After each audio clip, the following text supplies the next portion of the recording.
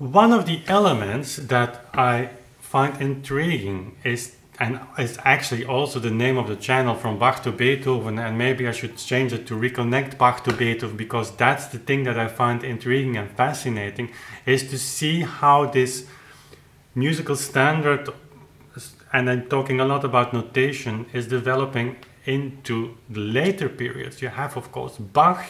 The influence of Bach is hard to be overestimated, and his students and his sons were more dominant maybe than we see today in musical scene, because their music is not being played so much as Bach, Father Bach, or the Viennese composers like Haydn, Mozart, Beethoven, but that influence, if only by the book of Carl Philipp Emanuel Bach on keyboard playing, was immense. So the tradition you have from Bach to Beethoven is really important to study, and it will open, for me, much more even than the metronome numbers, who are just secondary, but they tie into that if you interpret them in the double beat structure. We were not going to talk about that in this video, but the notation and that evolution is important to see how it develops. So we are now here in Beethoven, Opus 14, written about 1799, so it's to be considered a little bit as early works, although you wouldn't say that if you play the music. It's really mature, it's really well thought, it's beautiful music, but it's a little bit before actually his first symphony, so that's more or less his early period. But if we connect Bach to Beethoven, it's interesting also to see that there is a line of teachers and students between Bach and Beethoven. So Beethoven, by the way, its grandfather was born in a town near Mechelen. Mechelen is a city here 1 hour drive from my house, if traffic allows. Actually, I've been a lot in Mechelen because, you know, I'm working as an organ consultant as well, and I have two beautiful projects. They're not in restoration now, of two incredibly important organs built by Van Peteghem later, second part of the 18th century, so exactly the time of Beethoven, our Beethoven. So, and it's nice to see that connection, of course, with my home country. But anyway, they moved to Bonn, and there Beethoven was born, taught by his father, obviously, but also got lessons from Neve. Neve was an important keyboard player, clavichord player. He composed pieces exclusively for clavichord, which is kind of rare to have that kind of dedications, but in that time it's understandable. That's for another video. By the way, Neve was also the teacher of Reicha. Reicha is a composer we have to cover. They knew each other, Beethoven, Reicha, throughout their whole lives. It's very interesting to talk about that. Reicha is an experimental composer that you cannot believe what he composed around 1800, but that's for some other project. So Neve was a student of Hiller, and Hiller was a musician, lived, if I remember well, in Dresden, probably, not so important. Anyway, Hiller was a student of Homilius, and Homilius, of course, was one of the famous Bach students. So you have a line, Bach, Homilius, Hiller. Hiller, by the way, also the teacher of Gottlob Turk, so you see the connection. Hiller, Neve, and then you have Beethoven. Not saying that there is a connection directly from Bach to Beethoven, but there is some ongoing thing that we should see. So we should, if you understand or try to understand Bach, if you try to understand or do research on Bach notation, movement, tempo, you know that's important for me, then we should also take that and see if what Beethoven writes, if that connects to what we understand is the meaning of the notation in Bach's works, and that's important. That opens so many new perspectives. For me, that's the prime point of research, more than diving into the metronome numbers. The metronome numbers, they do interest me because if interpreted in the way that Lorenz Guardian talks about, so the double beat structure, then those metronome numbers of the early 19th century, they tie in perfectly to that what Bach is to be considered to be the true tempo. I mean, the tempo ordinario. We talk about that a lot on the channel, and that's the interesting thing for me, diving into the metronome numbers, because they misguide so many musicians today of increasing those tempi in the Viennese period Beethoven. We're going to talk on tempo, of course, a lot in the coming months. So there is a line Bach to Beethoven, and if you consider movement and tempo, because those are the foundations of your performance, certainly the movement, tempo is something we can measure. That's the reason why we sometimes overestimate the importance of the abstract tempo. It's very concrete and abstract at the same time. It influences, of course, the movement, and the movement is the most important. It's the foundation of your performance. But tempo is one important element of that. But if you see the line from Bach to Beethoven, there is an increase in tempo. There always has been an increase of progress, and more and faster and louder. So the line is like that, but the line is of course not coming at music of Haydn and Mozart like that. It's very progressively.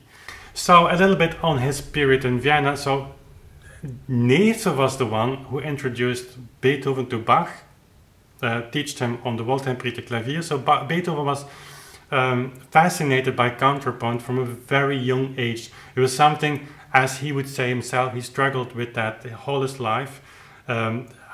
I believe he understood the difficulties of that. So he went to Vienna in 1787 for the first time to study with Mozart. You know the story. We never will know if Mozart and Beethoven met. Some say yes, some say no. Anyway, he returned to Bonn because his mother was ill. And then later on, in 1792, he was actually sent by the Elector Emperor in Bonn.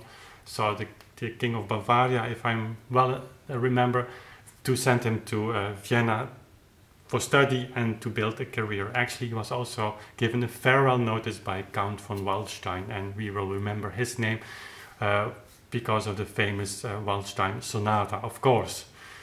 So over the years in Vienna, Beethoven studied with Haydn, obviously, dedicated his first Opus 2, so first 3 sonatas to Haydn. He also studied with Salieri on elements on opera, and he did also study with Albrechtsberger. That's a very important name also to remember. Albrechtsberger was very influential as a teacher, maybe one of the best composer teachers that lived in that period, and influenced a lot of other composers as well. We should make a dedicated video on Albrechtsberger soon. Beethoven didn't travel to Vienna in the first place to become a composer, but to become a virtuoso. Things, of course, went not with according to his plans for several reasons, but at the beginning time he was very successful. So he waited until 1795 to have his first big public concert with works of Mozart and other composers, and if you would list up what he played on that concert or have the orchestra play, it must have been a concert that lasted for a whole day. I mean, it's an incredible amount of music, but with the money he made from that concert alone, he could live for 1 year. So he was very successful. On the other hand, people were very happy to have him, because remember, Mozart just died, and contrary to the image many still have today made by that movie Amadeus, which is a very beautiful movie, but it has nothing to do with the essence of Mozart's life. Mozart was the opposite of the projection that we have from that movie.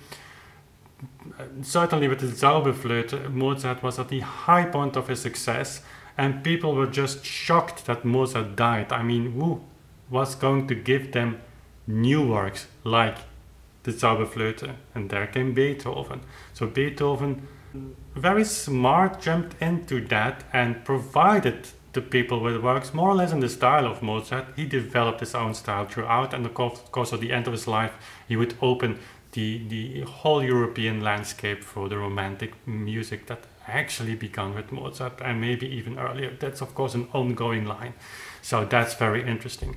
Of course, by the end of the 18th century he suffered hearing loss more and more. So it became clear in the early 19th century that he would not be able to pursue his dream of becoming a clavier virtuoso.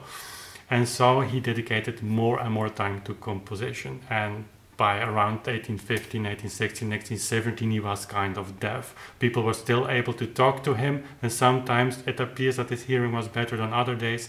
But for instance, for the premiere of his 9th symphony in the early 20s, he was actually not hearing the applause and the ovation of the people behind him. So he didn't hear anything anymore. So it was a really dramatic life. So the Opus 14 situates just before 1800, 1799. It's at the end of the period of his first period in Vienna, right before his first symphony, as I've been saying earlier. And so it might be seen as the closure of a period also. It's a period that in which he definitely understood, certainly in private circles, that his hearing loss would prevent him from playing more often, certainly with orchestra, because he didn't hear it too well anymore. So that's important to remember. These pieces, though, are not considered to be the most difficult one of Beethoven, and you know the term difficult gets another meaning if you reconsider the way of playing and certainly the movement and tempo. But even then, they are even not played too much. The Opus 14 number 2 a little bit more, the Opus 14 a little bit less. But I will hope to share with you some elements of that music in the videos we are going to make, that it's worthwhile putting our time in. It's beautiful, even mind-blowing music. So thank you for watching. Hope this was informative to you. If you like to stay updated, no better way than subscribe. And if you're new to the channel, I would love to have you subscribed. Here we have regular videos like this, music recordings and live streams. And if you become a subscriber, part of our small but very active community, hope to see you again very soon. Thanks for watching and sharing this video. Bye!